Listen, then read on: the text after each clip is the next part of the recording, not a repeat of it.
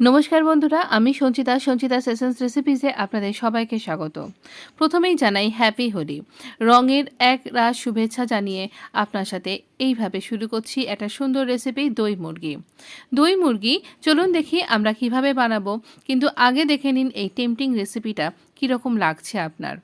তবেই না আপনি এটাকে বানাবেন, তবেই না আপনার ইচ্ছা হবে যে এই রেসিপিটাকে আপনাকে রান্নাঘরে গিয়ে বানাতে হবে। সত্যি এটা খুব অসাধারণ, আর রেস্টুরেন্টের স্টাইলকে একেবারে কি বলবো, আপনি এই রেসিপিটা যখন ট্রাই করবেন আপনার আর মনে হবে না আপনি বাইরে থেকে রেস্টুরেন্ট থেকে খাবার এনে খাবেন, মনে হবে আমি তো নিজেই পারবো। চলুন আমরা দেখে নেব ভীষণ সহজ, ভীষণ ইজি একটা রেসিপি, আর ভীষণ টেম্পটিং। আপনি এটা ফ্রায়েড রাইস কিংবা পোলাও কিংবা নান, রুটি, রুমালি রুটি, পরোটা, লাচ্ছা পরোটা সব কিছুর সাথে ট্রাই করতে পারবেন। আমি এখানে হোয়াইট অয়েল নিয়েছি, এই রান্নাটা হোয়াইট অয়েলেই করবেন। এখানে আমি গরম মশলা মানে দারচিনি, একটুখানি ছোট এলাচ আর জাভেত্রী একটুখানি থেঁতো করে ভেঙে নিয়েছি।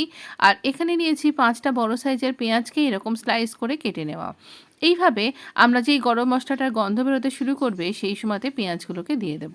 পেঁয়াজগুলো এইরকম পাতলা পাতলা করেই কাটতে হবে, তাহলে গ্রেভিটা খুব সুন্দর হবে। আমরা এখানে পেঁয়াজকে খুব ভালো করে ভেজে নেব, মানে এতটাই ভালো করে ভাজবো যে পেঁয়াজে একটা ব্রাউন কালার চলে আসবে। আপনি যে চিকেনের কালারটা দেখলেন তার একটা অংশ কিন্তু এই পেঁয়াজ থেকেই এসছে।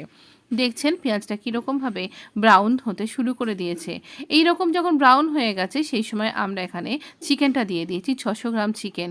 এর সাথে দিচ্ছি একদম সামান্য একটু হলুদ, নুন, চিনি, আর এটা দারচিনির গুঁড়ো, আর ঝাল আপনি যেরকম খাবেন সেই অনুপাতে এখানে দেবেন কাঁচা লঙ্কা।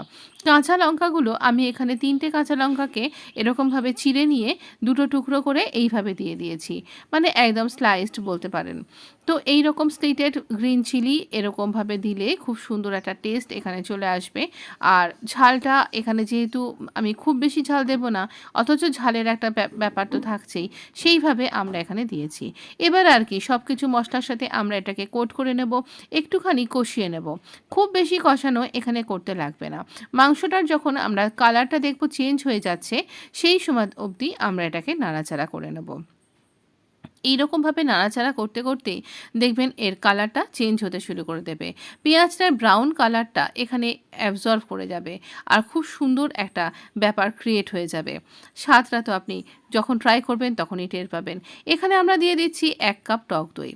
এখানে মাংসটাকে আমি ম্যারিনেট করে রাখিনি, আপনি মনে করলে ম্যারিনেট করতে পারেন, কিন্তু অনেক সময়তেই আমাদের ম্যারিনেট করে রাখবার মতন আমাদের হাতে সময় থাকে না, তাহলে কি আমরা দই মুরগি ট্রাই করব না?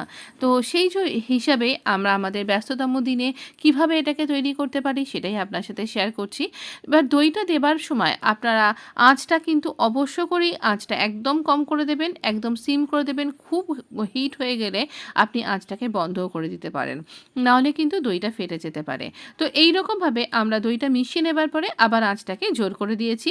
এরপরে দিয়ে দিচ্ছি ওই দই ধোয়া বাটিতেই 1 বাটি জল, কারণ আমাদের মাংসটাকে ভালো করে সেদ্ধ হতে হবে, কুক হতে হবে।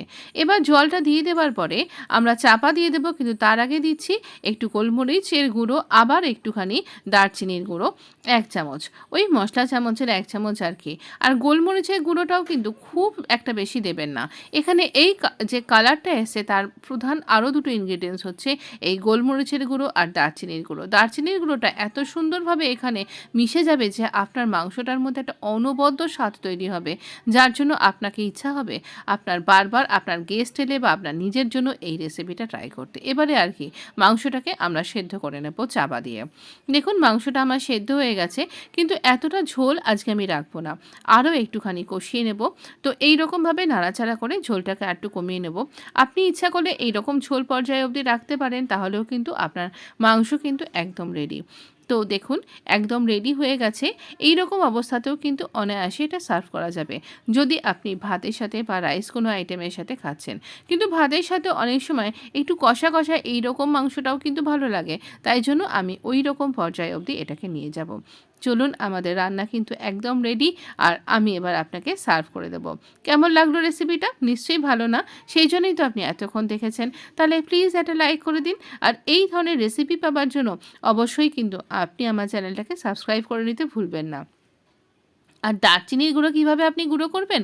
খুব বেশি কিছু নয়, একদম জাস্ট একটু টুকরো টুকরো করে ছোটো ছোটো টুকরো করে ভেঙে নেবেন, হালকা একটু প্যানের মধ্যে গরম করে নেবেন, রোস্ট কিন্তু করবেন না, তাহলে অন্যরকম ফ্লেভার চলে আসবে।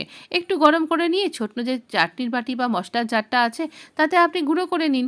একবার গুঁড়ো না হলে 2বার 3বার করে গুঁড়ো করে নিন, একদম সুন্দর হয়ে যাবে।